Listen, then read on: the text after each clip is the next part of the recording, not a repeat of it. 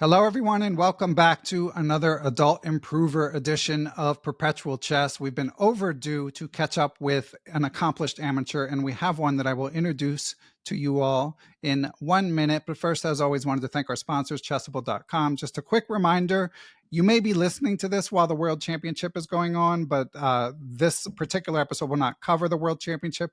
But if you want some World Championship coverage, be sure to check out friend of the pod, excellent YouTuber and instructor IM Andres Toth's free course covering the highlights. As I record this, 2 games are in the books.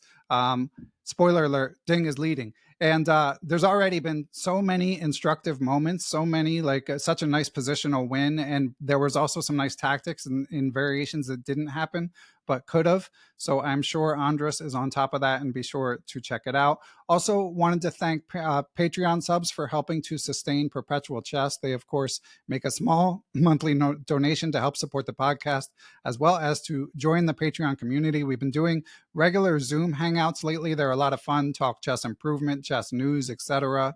The Discord is going on as well. So, and one thing I haven't mentioned on the pod before is you can become a free Patreon trial member. So if you just want to check it out and see what it's like, you can do that without giving that dreaded credit card or PayPal info or whatever it may be. Now, as for this week's guest, she was actually, I was made aware of her story by friend of the pod, IM Eric Rosen. She went from a chess beginner in January 2022 to 1800 Blitz, and she got to represent Niger at the Budapest Olympiad, all within a span of 2 years. So just an amazing story, and I will let her tell it better than I can. So without further ado, let's welcome Supraja Vadlamani to the show. Welcome, Supraja. Thank you, Ben.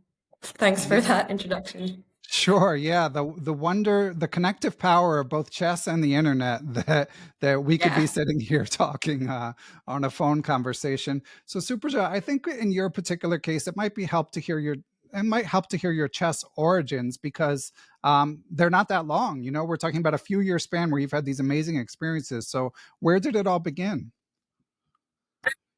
Well, okay, so I think for a little context, I am an economist, and I've studied economics probably for all my life.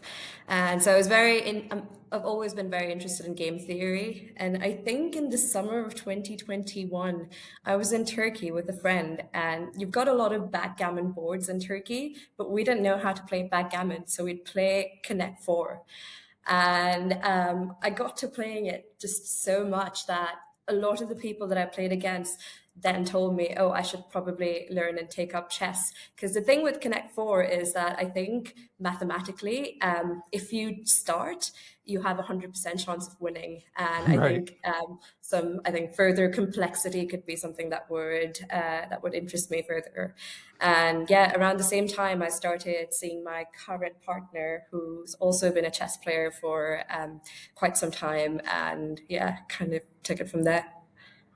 That's amazing. Yeah, Connect Four, a solved game. Now, some might say that chess is moving towards being a solved game because it is a draw with best play, but it's a little easier to mess up, as I can personally attest. Here's the big question though, Supraja, were your Connect Four skills strong enough where you were winning every game if it would be white in chess? I think it's red and Connect Four moves first. I was to the point where it became a running joke among our group of friends. I think there was this, and I don't know how PG your audience is, no, but you're good. There was a certain night out where there was like a massive Connect Four game, and my friends would just challenge me with how many games I could win versus how many beers I drank at that point.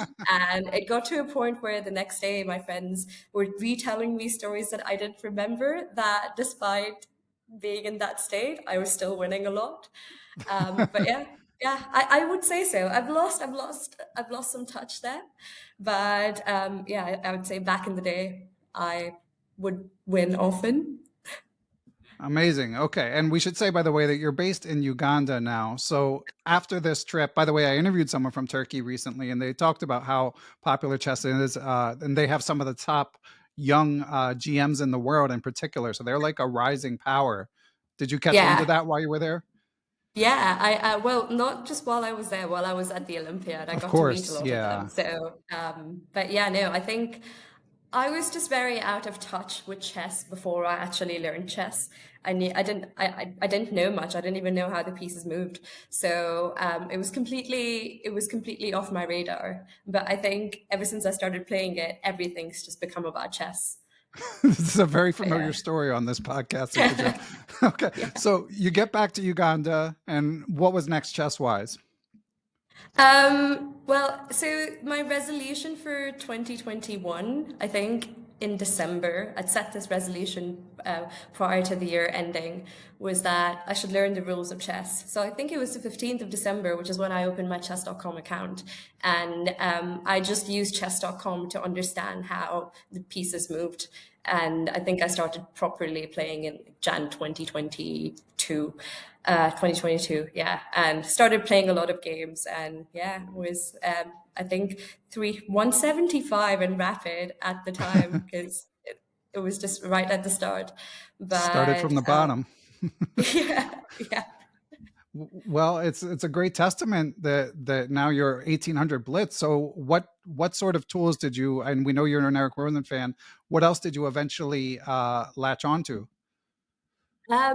Well, so for my birthday that same year, my boyfriend got me, so he wanted to get me lessons with Eric Rosen, Oh but wow, at the time, Eric didn't offer any private lessons. He doesn't right now either, and I'll get to the story of how I connected with him. But yeah, I got lessons where I got lessons from a women grandmaster, Tijana Mandura, who I had the hmm opportunity to meet at the Olympiad, which was really nice. And yeah, I had some lessons from her. I watched a lot of YouTube content, a lot. I used to fall asleep to videos put out by content creators on chess, and I also joined the Chess Mood website that Eric Rosen recommends. Did a few courses there, and yeah, I think I have a book called Fundamental Checkmates. So it's just a mix of everything. But I think the biggest thing was just it was getting a gold membership and reviewing every single game that I played at the time and understanding, I don't know, deeper lines. I can't attribute it to one thing, but yeah. Yeah, well, that's the gold standard right there. Just iterate and review. And was it hard for you at the beginning? Like, obviously, the algorithm on chess.com points out your mistakes, but it can be challenging to understand why they're mistakes. How did you tackle that problem? I think I use the analysis board a lot.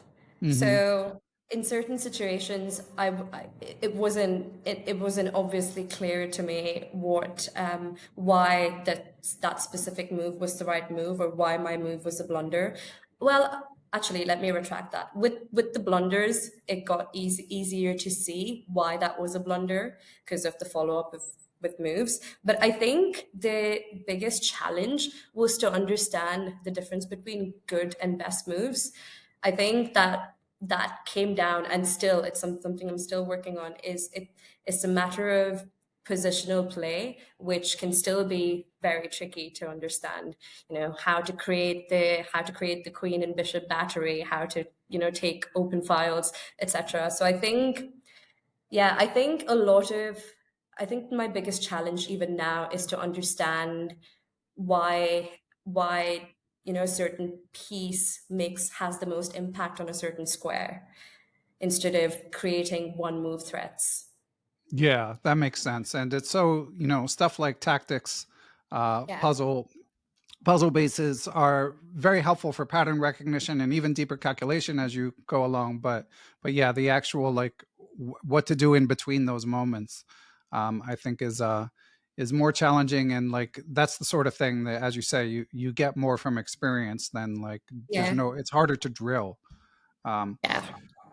yeah, but I mean, the gains you made are super impressive. So getting back to the content creators, so you mentioned Eric Rosen. We've mentioned him a few times already. Shout out to Eric. Who else were your favorite content creators? Who else did you learn a lot from? I watched Igor Smirnov. I'm not sure if I'm saying his name right, but I watched him a lot. I really enjoy his. I think his opening, his certain opening videos, especially the Russo Gambit. It's something I Uh-oh. also played at the Olympiad. The new generation always, like, I'm an old man and I've been playing chess for 30 years, but the new generation always has these openings that I don't even know what they are. Like, what is the Russo Gambit? So it comes from the Italian, and I think on move three, after White's knight and bishop are out, Black plays f7, I think.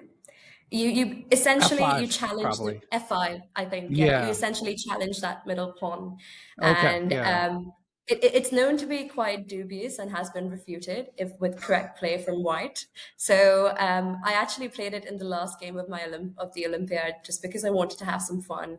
It's an opening I knew really well. I played against a very strong player from Dominica who ended up getting a title in the Olympiad this year, and one of the reasons, so looking at his previous games, I knew that he was going to play the Italian. And one of the reasons I ended up playing it after debating whether I should do it or not was because I think on the way to the Olympiad, like on the bus journey to the playing hall, I looked up the capital of Dominica and it's Rosso. And to me, that was sign enough. It's like, all That's right, close funny. enough.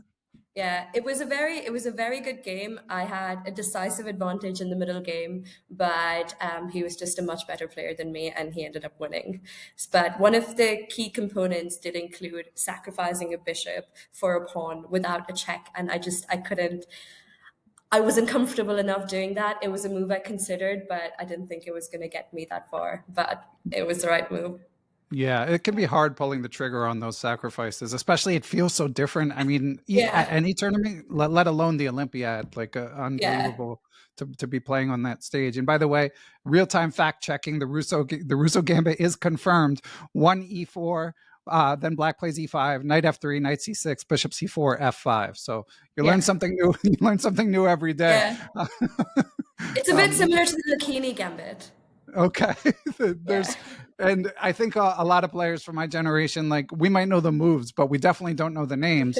But then people who learn on YouTube, you got to know the name, when you're a YouTube presenter. So everyone knows the names. Of my opponent, we chatted a bit, I think, after the game. He told me that recently, I think sometime in the last 6 months, I think it was the candidates where Prague beat Vidit with the Rus with that F5 push, which was a very interesting game to see at that Yeah, no, I level. think that was against the Roy. I think that was the delayed Yeah, it was a Schliemann. delay. Like, you go, Yeah, it was a delay. yeah, Yeah, but still, like, it was still different. Yeah, one of these F5 lines against yeah, double king pawn. Like, it definitely, yeah, it's the same spirit for sure. yeah. So returning to your astronomic rise, your quick climb up the ranks. So you mentioned learning to use the review algorithm and playing on an analysis board. But one thing that particularly impresses me is not just that you got to 1800, but 1800 blitz, because I often don't even advise newer players to play blitz, especially not 3 minute. Um, so as you were playing and reviewing, was that your go-to time control, or did you start out slower? No, I started out with Rapid. So I'm also nearly 1800 in Rapid. And I think when I first started playing, I'd just play Rapid and some daily games. Blitz was probably a year ago Okay. maybe. And same with Bullet. Now I just play a lot of Bullet. I lost 200 points in the last Oh, 2 days, but well, it it's is still, so addictive. yeah, yeah. I was going to say, and we discussed this briefly before we hit record, but the internet in Niger, like, sometimes I've interviewed people from farther away and the internet connections aren't so good, but it seems like yours can support a bullet chess habit. It can, at For least. better or for worse. I actually disconnect my Wi-Fi when I'm playing Bullet and go Okay. on data just to prevent those situations. It happens regardless. But yeah, internet in I can't speak for Niger because I never lived there, but internet for Uganda is pretty decent. Sorry, I apologize for the mistake. And we might as No, no, well. no. So you were telling me you've lived in 10 different countries and you're in Uganda now. I apologize, but you represented Niger. So could you just briefly go through your country? You don't necessarily have to hit all 10 countries, but some of your background vis-a-vis different Yeah. countries.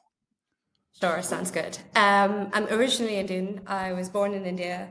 I moved to so I'll just list the countries as opposed to listing the times I was there, if that's okay. Sure. So I was in Australia, Kuwait, Abu Dhabi, Singapore, Canada, the US, the Netherlands, Ethiopia, Uganda. I think that's 10. Yeah. Wow. What's putting you on Yeah. the spot? And it's hard when you're like thinking of phases of life and whatever's going on in someone's life. But do you have a favorite place that you lived? Um, I think Uganda has been very special, just That's in great. terms of yeah, in terms of where I'm in life right now. I think every country that I lived in had its own charm. I was obviously going through different phases of life. My home is in Canada. My parents actually live in the US. So even now, I feel a bit scattered when I think about where, what home is. But yeah, it's hard to say, but I think Uganda is a pretty cool country. And what would surprise people about Uganda? Um, well, I need to think a bit for this, but I guess I can start off with how Uganda is generally. The weather is lovely. The people are incredibly kind. Everyone speaks English. It's even the tiniest of villages that you go to in the most rural parts of the country, a kid's likely to come up to you and speak to you in English, which I think to me was quite interesting when I first moved here because that wasn't the case in Ethiopia, which is where I lived before I moved to Uganda. Um, uh, it is landlocked, so our access to the coast is going to the Kenyan coast with its beautiful beaches. It's got, oh, a fun fact is so the highest mountain in Uganda, it's a part of this mountain range called the Rwenzori Mountains, and Uganda is on the equator. But the highest point of this mountain is 5,109 meters, which is I think around 16,000 feet.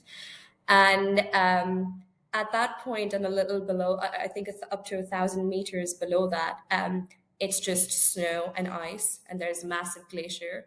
And I actually climbed it. And I remember thinking when I was at the highest camp up there before the day we summited, as to what a wild concept it was that I'm in a country in what's known to be a very hot country in sub-Saharan Africa, which is on the equator, and I'm just surrounded by glaciers and ice and snow. Wow. Yeah. So that's Wow. pretty cool. And you can ski there. Wow. That's just surreal. That's crazy. Okay. So great geography lessons here on this chess podcast. And how is it that you ended up representing Niger for the Olympiad? So around the time I started playing chess, I met my current boyfriend. He lived in Niger. He also works in the humanitarian sector. And so prior to moving to Uganda, he lived in Niger. And when he was in Niger, since he played a lot of chess, he got involved with the federation there in setting them up, getting them recognized by FIDE. And when we met here, I think there was a tournament. It was an online amateur tournament within Africa that the Niger team was taking a part in, but they didn't have any female players, and they wanted to send a female player as well as a part of their team. This is obviously online, and it was during COVID. But yeah, at the time he told them about me and they were very interested. So I auditioned, and by auditioned, I played in a tournament on Chess. At the time, I beat everyone there except my boyfriend, Oh, which he will not fail to I'm remind me of sure. Yeah. any given occasion. But yeah, so and then just joined the team, and I actually met them for the first time at the Olympiad. Yeah, we missed the first 5 rounds because they had visa issues, so we couldn't form a whole team. But yeah, but they did make it, which was great. Okay. And they're known as, unfortunately, they have a pretty low GDP to cap per capita, excuse me. Was there any, but they do have this, and this was a question sent in by a longtime friend and supporter and guest of the pod, Han Shu. They do have a history of being supported by Russia, which of course led by a military regime supported by Russia, which of course does have a rich chess history. So, was there support for chess there? Is there much of a chess culture there? Think so. I've never been there, so it's hard for me to say. But we play in tournaments on chess, and the federation I think is quite small at the moment. I don't think they're more than 20. I need to fact check that, so don't quote me on that. But yeah, it's a pretty small federation, and they're growing. I think their biggest challenge has been to find female players because there are a lot of men that do play, and but yeah, with I think I don't know if it's the cultural norms, gender norms, but there aren't a lot of female chess players in the country Okay. that we know And of. and how are you finding the chess scene in Uganda? Okay, so prior to the Olympiad, we actually didn't know anyone who were a part of the federation here, and any research that we did didn't lead to much. So we didn't find a chess club here. So we created our own. Oh, that's It's awesome. just a group of friends playing once a week at one of our houses. We actually played yesterday, but since the Olympiad, we actually met the federation who then told us about people who play as well as tournaments. And there is a rapid federated tournament that's coming up this Saturday that we'll be playing in, which Oh, is that's exciting. great. Yeah. Okay. And by the way, so you mentioned your boyfriend beat you, won't let you hear the end of it. I mean, you've gotten quite strong quite quickly. Are you close? Have you caught him or are you close to catching him? I'm well in terms of rating, I'm well above him. Okay. In terms of over the board chess, we had to start afresh because I think since we've been together and since we started playing, I've progressed quite quickly, but we did play a lot of the games when I was just learning. So we've started afresh in terms of calculating who wins. I would say he's a more experienced and a more patient player. I'm a very gambity player who likes to take a lot of risks. Right now, the score is three to me, one to him.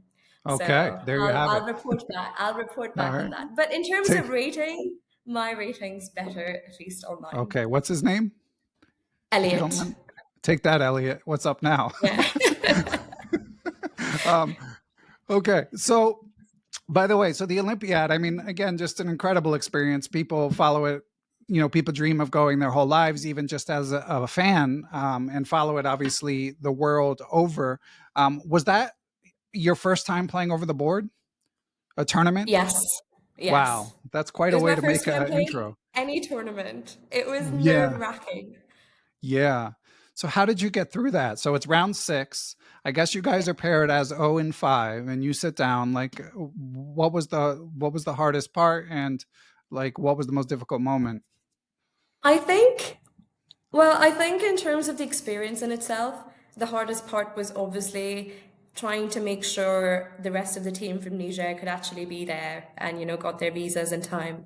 And but once we were there, I think it was a matter of also organizing the game because I played for the Open, I didn't play for the women's section because we didn't have a team for the women's section because some of them didn't get their visas. I think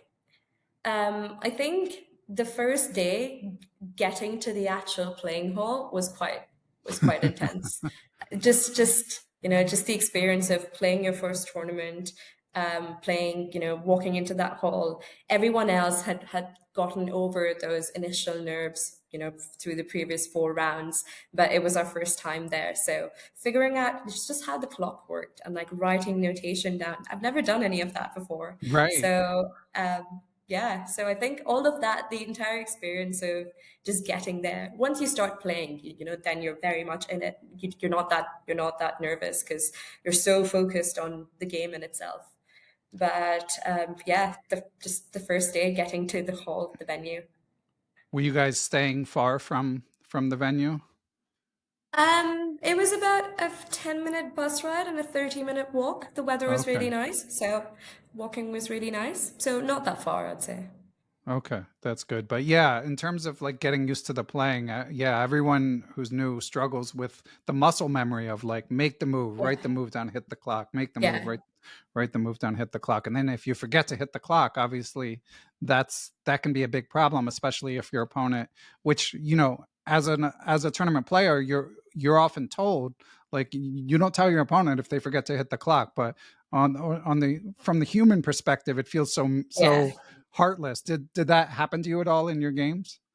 No, no, no, that didn't happen. But I think there was around when I was playing against someone who was a bit younger, who would call the arbiter over if they saw that I'd written the wrong moves down or I'd missed something.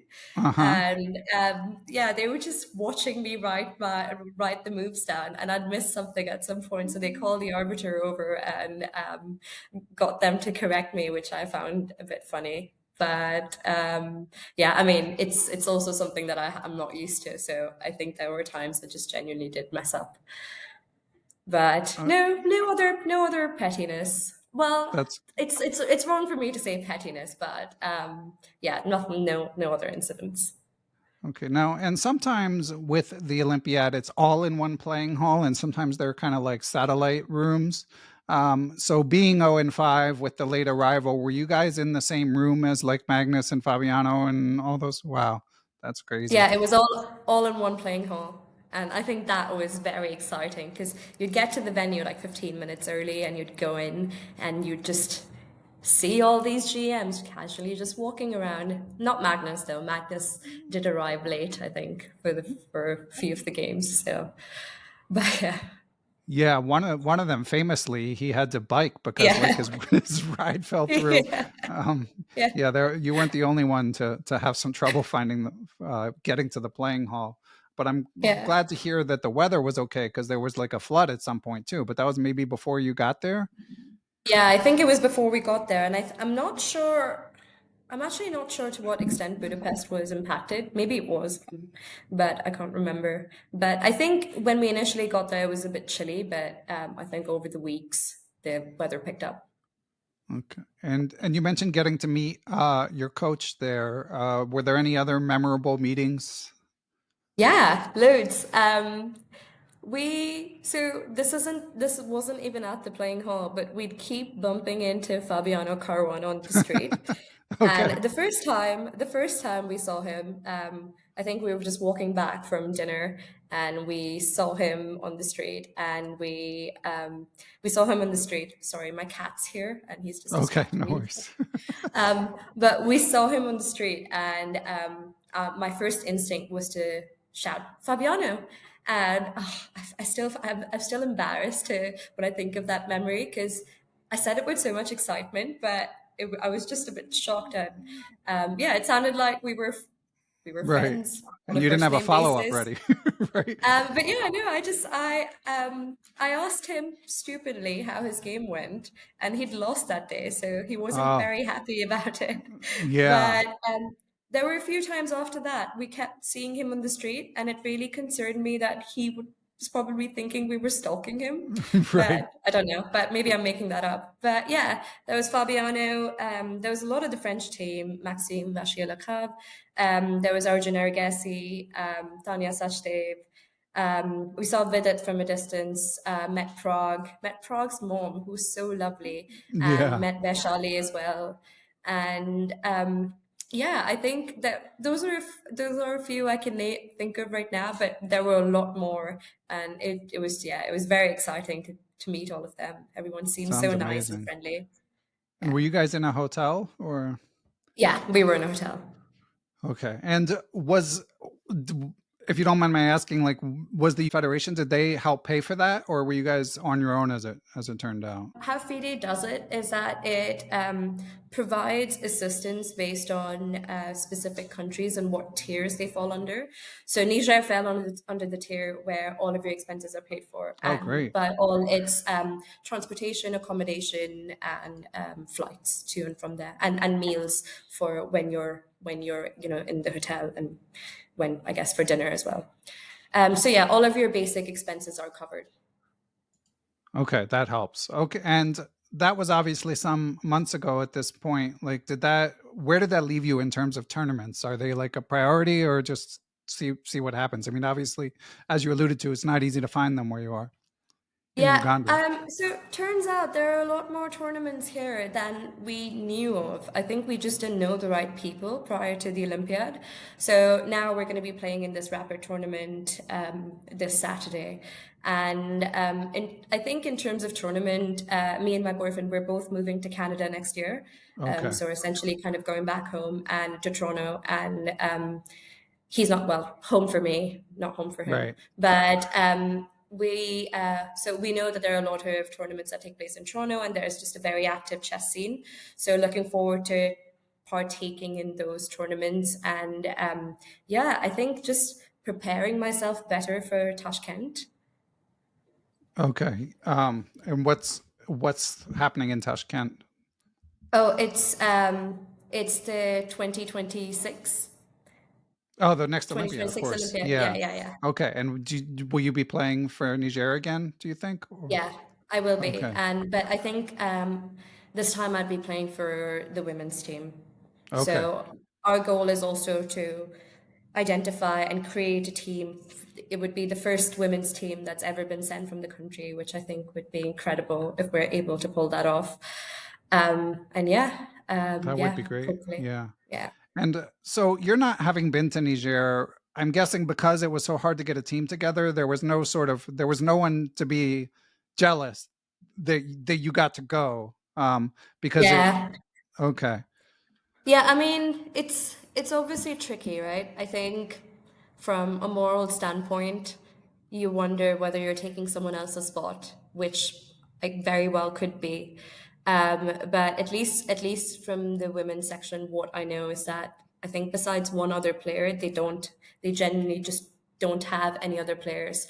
I think so. When my boyfriend, so he's from France, and he wasn't initially supposed to play in the Olympiad. He just came to support me, but he's a part of the federation. And in the end, when we couldn't form a full team because many of the players didn't get their visas, he was able to. He got the opportunity to play, but I think because there were enough men otherwise who who I don't want to say deserve, Mhm. but who are from Niger, who would appreciate that opportunity to play. There were enough players. So I think in an ideal world, I don't know. I'm not never going to play for India or for Canada. Never say never, but it's unlikely. But yeah, I think it should be it should be women from Niger going. That would be great. Yeah. But Well, I mean, yeah, but I mean, you guys have helped put the framework in place where that's more feasible than it was previously. So, yeah, fully. it sounds like a great first step. And to your point about not being able to play for India or Canada, India, I have to agree. You probably being that you're 29, the odds are against Yeah. you. But Canada, I mean, you've gone up to 1800 in less than 3 years, and probably if you got to 23, 24, obviously that's very hard. Odds Yeah. would be against you, but I wouldn't say it's impossible. Something to look forward to, I guess. Yeah. But that could be a personal goal of mine. At the moment, it's just to get a title. I was a win away from getting a title at the Olympiad, so it's something that I want to work towards the next Uh, Olympiad at least. And which title would you have gotten? Well, that would be the CM title. Okay, that's great though. Yeah. That's amazing. Yeah, and as you say, Toronto's like a booming chess scene, so that's a great place to be. And you mentioned I can't remember if it's before recording or not, but you're working for the UN as an economist. Do you know will you be keeping your job when you go back to Toronto, or looking for a new role? Well, I don't know who from my team is going to see this, but so my team knows. My work right now primarily focuses on the region, Eastern and Southern Africa. And when I s- so they were so when I told them about my move to Canada, they were very supportive. So I think there is an opportunity for me to continue on the team, but in a more research-based role, so I don't have to be involved in the day-to-day of the work here. But saying that, I don't know, I'm keeping my options open. I'll see what's out there. And I'm also happy to take a bit of a break in between jobs and just do other things. But yeah, I think I know I have a role in my team if I wanted to. And yeah, it's a great team, it's a great job. I've learned a lot. So yeah, it's a good choice to have. Yeah, it sounds like it. That's great. And returning to chess, so I mean, I'm sure your work keeps you pretty busy, but again, you've made amazing progress very quickly. Like, how much time do you think you've been putting into chess in these past few years, like per week? Um, a lot of time. Okay. Um, so, oh God, I don't know if someone from work's gonna watch this, but I You're work like, from I do it home. all day at work. I don't. I Yeah, don't. I work from home. I think I'll play a few games during the day.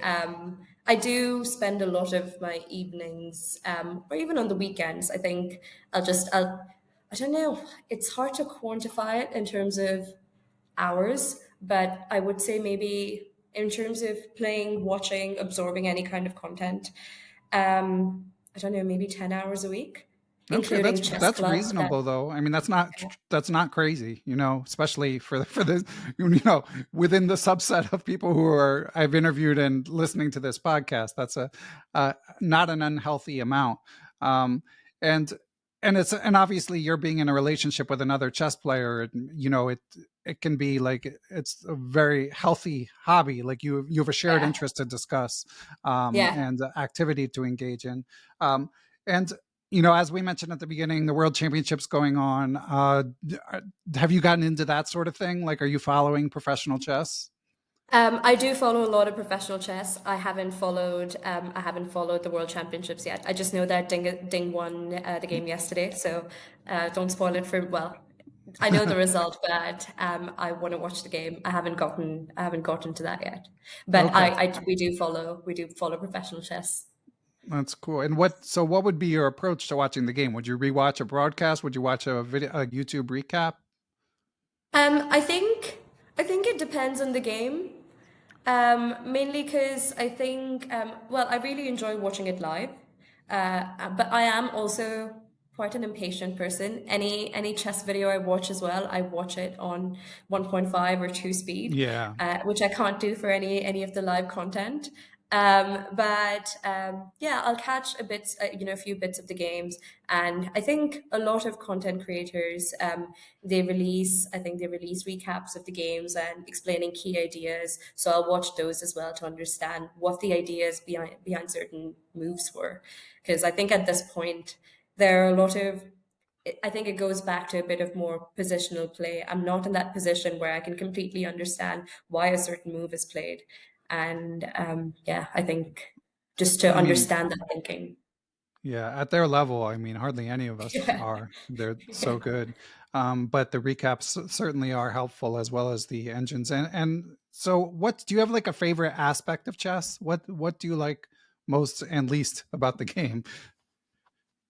Um, well, I don't know if this is the game. Well, I'm sure it's the game in itself, as well as my personality.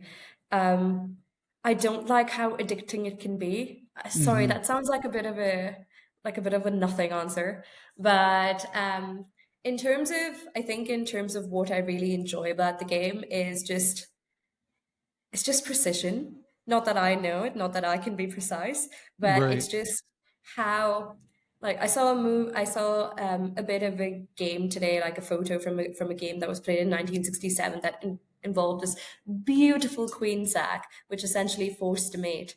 And yeah, I really enjoy how I think how your position can often mean more than the material that you have. It's not just about being greedy.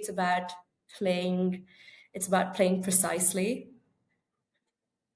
Well said. Yeah. And the addictive aspect, I think it's a real thing. I mean, it's something that like it's partially Yeah. what I wrote my book about is like when you get into chess, everyone has to grapple with it sooner or later because you love it so much and it can be all encompassing, but it's also not Yeah. necessarily healthy for it to be all Yeah. encompassing. Yeah. I mean, likely nothing is, right? Yeah, But exactly. it's a better addiction to have than many others, I'd say. Exactly, yeah, and some addicts actually, recovering addicts, gravitate towards chess for that reason because Thing. it can be all consuming um, in a way that not everything can.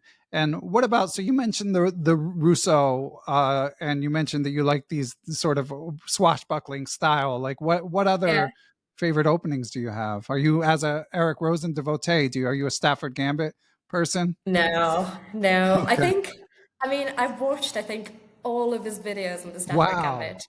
Oh, Yeah, there's a lot. I think because there was a time that someone played it against me, and I'd watch a lot of Eric Rosen in itself. Yeah, I do. When I first started playing, I used to really enjoy the Danish Gambit. I think I generally like gambity style playing. One of my opponents called me the female Mikhail Tal, which was a very, very big compliment to me during the Olympiad. And I think it's also something that's been reinforced by my coach, Tijana. She's also noticed. She said to me a few times that, oh, you do a lot better when you're playing in more not just complicated but riskier positions. So yeah, I don't know. I think that's the thing I need to work on, a better opening repertoire.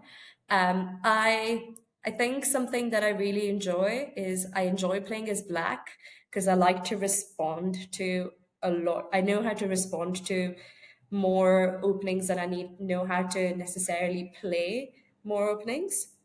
So yeah, in the Olympiad, I learned against the French. There's this refutation that's called the Horwitz Gambit, and yeah, it's just yeah a lot of gambiting a pawn for better positional play. Yeah. yeah, there's a lot to get lost in. But what in terms of your approach, your study approach, like are you spending a lot of time on openings or is it sounds like the you would say the predominant aspect of your game, if I'm interpreting you correctly, is play and review. Is that fair? Or Yeah, well, at least right now. But I think there was a phase. I go through phases, as everyone does. But I think it depends on the phase. There are times when I just exclusively watch content, and try to then incorporate that content into my playing. But I watch a lot of opening videos. So Mhm. videos exclusively on the openings to understand, I think, some of the principles better. But Okay. right now, a lot of what I'm doing is just playing. Okay. And this came up in my recent interview. You mentioned Chess Mood with Avtar Gregorian, uh, the founder of Chess Mood. Some like in the old days, we were saying you might study an opening and never get to play it. Now, if Yeah, you use an engine, you definitely can play it, but it doesn't feel as pure as like just yeah, encountering it in the wild. So, what's yeah. your approach? Like, you watch a video, you're fired up to play some opening. Do you play it against the engine, or do you just grab a game and hope you get a chance? I think it's more. I think when I first started playing, I'd play my openings against an engine, but I feel like the well, I'd play it against if I'm playing white, right? I play it against the bots on chess.com. Mhm. So, but it's just the different tiers of bots. The strongest is far too strong for me, and it just doesn't feel natural or organic. And Yeah. the ideas behind why they're playing a certain way against why I'm playing, I didn't see. So I think I preferred playing a lot of the openings against people, because then those, I think, the losses sting, so you learn from the losses, so you learn from your mistakes. Whereas I think you're more unlikely. I mean, I'm sure there must be studies about this, but I think you're more unlikely to actually take in the information if you're losing against a computer, just because you know that that's going to happen regardless. But if you're playing an actual person online and you lose a game, I think you're just because you do review your game and try to see why you've lost against someone that's meant to be your own level, um, then you will probably learn a bit more.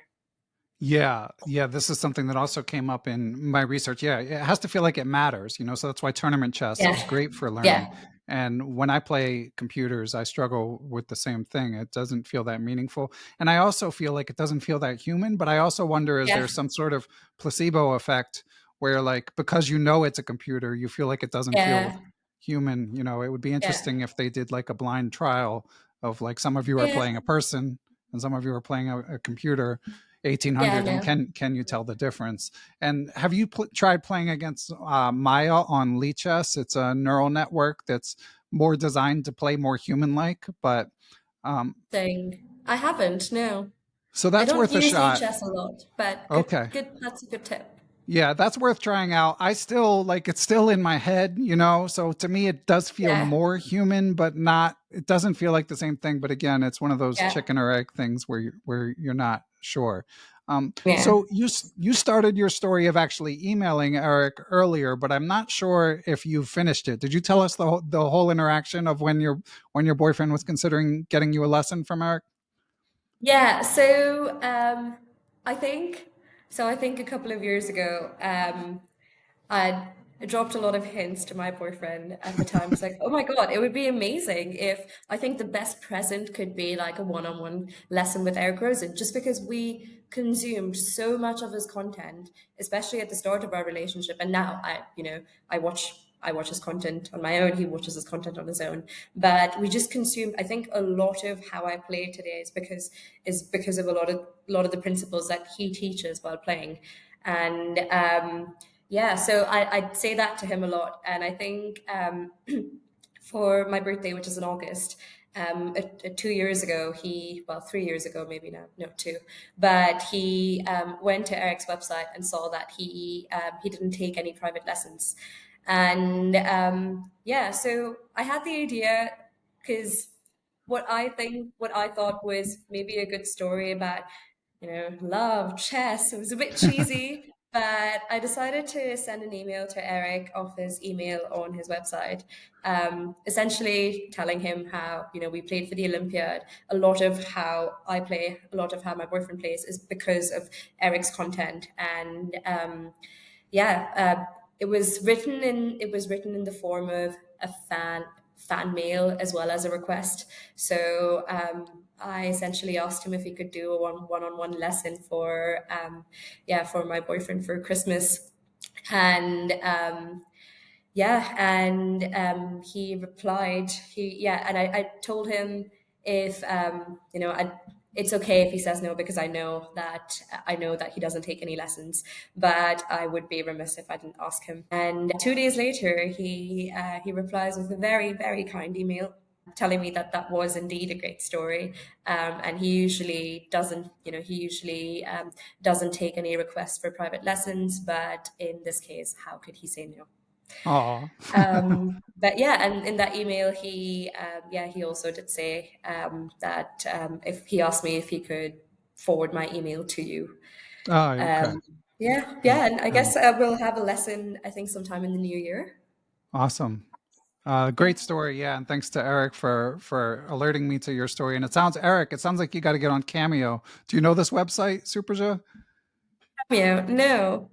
Okay, I mean, it's basically like you can order like a little video from from a well-known person within a community, Okay, but they're like a minute long, so it okay. would be like pay $100 for, Fun Master Mike, my friend from Chess Kid, Mike Klein, like he's Yeah, on there because he has so many kid fans that. And I think Ben Feingold's on there, like a few chess yeah. people, but there's also like professional Interesting. athletes and stuff.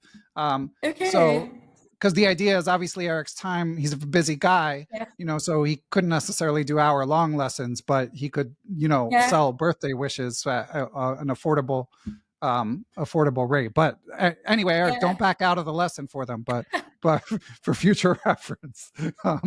Well, Superja, this has been an amazing story. I know you're a busy and successful woman, so I hope you are able to continue to make time for chess progress. And yeah, definitely be following the story, and maybe we can chat after the Olympiad in 2026, get another report if you're up for it. Sure. Thank you. I'd love that. Let's put it in the Excellent. diary. All right, excellent. And do you have any sort of closing advice? A lot of people listening might have started chess from a similar place, but not necessarily made the same progress that you have. What advice might you give them chess wise? It's well, it's very addicting to play games, and I think the temptation to start a new game as soon as you've finished one already is quite high. But I would say review every game, understand the concepts, and play a lot more play a lot more rapid and longer time controls. I think the best way to improve is to actually give each move a lot of thought. Yeah, I think one of the mistakes I made is that I play so much blitz and bullet that in the Olympiad I didn't know how to manage my time, so I played Right. far too quickly. And yeah, if I'd just given things more time, maybe I would have. I don't know. Maybe I'd have a different outcome. But yeah, just definitely play a lot more. I guess play bullet and blitz to enjoy. But if you want to learn, maybe at least a rapid time control or higher. Great. Yeah, great advice. And you mentioned you ended up having to put Blitz on the back burner for a while. When did you come back to it? Like where were you chess wise? I still don't play a lot of Blitz at the moment. It's because I feel like I don't have a lot of time, so I'm playing a lot of Bullet, which I know is going against my own advice, but I'm taking a little break before properly getting back to. I actually have a lesson this week, but yeah, I think I haven't played Blitz properly in a few months now, Oh, and good I for don't you. play a lot of Well, I yeah. shouldn't say So good for you because of the bullet, but yeah. good for I you need on to the Blitz stop at the least. bullet. I had to Yeah. actually give my phone away to my boyfriend today so I could work, just for him to keep it. Yeah. I mean, but if it's not like in that regard, if it's not bullet, it would be something else. It would be like social media or whatever, Fair. some game. Fair. Like we all have to leave our phones at the other room these days. Um, Yes. uh, okay, well, Supraja, again, amazing story. Thank you for sharing it, Yeah. and look forward to your continued successes in chess and beyond. Thank you so much. Thank Okay, thanks you. again. Take care. Bye.